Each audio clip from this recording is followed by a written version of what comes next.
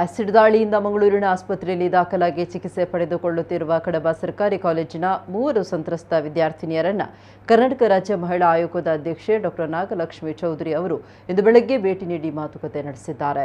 ಬಳಿಕ ಮಾಧ್ಯಮಗಳೊಂದಿಗೆ ಮಾತನಾಡಿದ ಅವರು, 3 ಮಕ್ಕಳನ್ನ ಭೇಟಿ ಮಾಡಿದ್ದೇನೆ. ಅವರು ಚೆನ್ನಾಗಿದ್ದಾರೆ, ಆದರೆ ಪರೀಕ್ಷೆ ಬಗ್ಗೆ ಅವರಿಗೆ ಚಿಂತೆ ಇದೆ.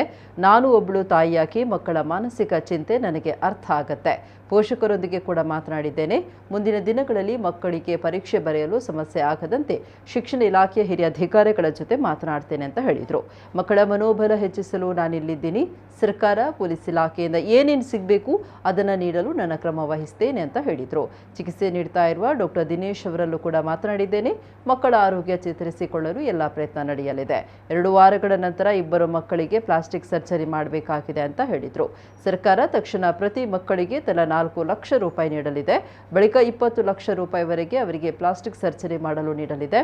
ನನ್ನ ಕಡೆಯಿಂದ ಮಕ್ಕಳಿಗೆ ನೀಡಬೇಕಾಗಿರುವಂತಹ ಎಲ್ಲ ವ್ಯವಸ್ಥೆ ಮಾಡಲಾಗುತ್ತೆ ಅಂತ ಹೇಳಿದರು.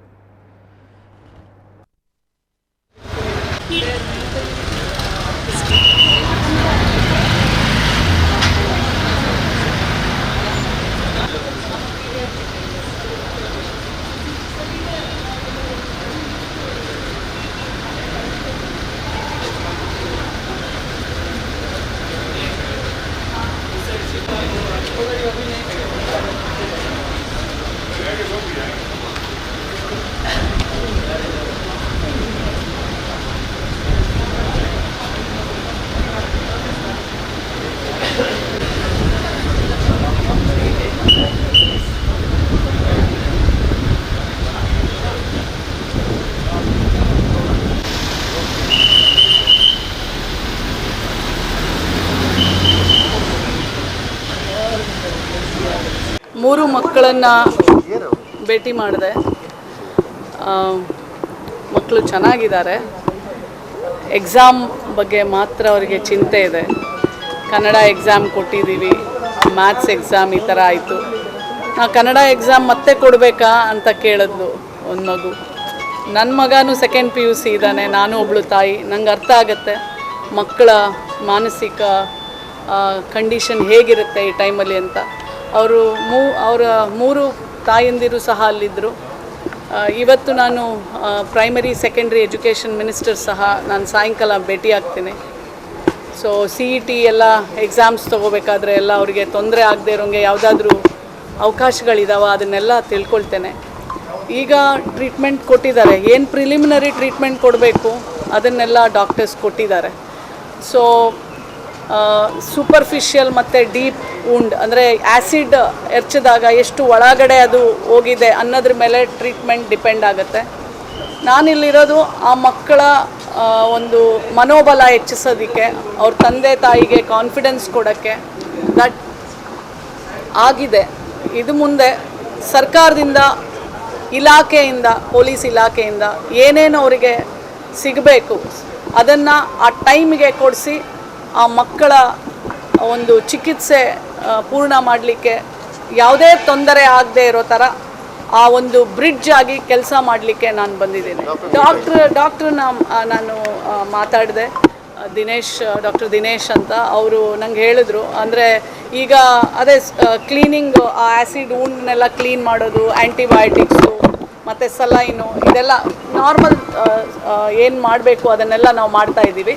2 ವಾರಗಳ ನಂತರ ಪ್ಲಾಸ್ಟಿಕ್ ಸರ್ಜರಿ ಮಾಡಬೇಕು ಮಕ್ಕಳಿಗೆ. Not for all the 3, for the 2, ಅಂದರೆ 2 ಮಕ್ಕಳಿಗೆ ಮಾಡಬೇಕಾಗತ್ತೆ. ಇನ್ನೊಂದು ಮಗುಗೆ ಸ್ವಲ್ಪ ಇದೆ. That they depends. ಹೀಲಿಂಗ್ ಟೈಮಲ್ಲಿ they will come to no.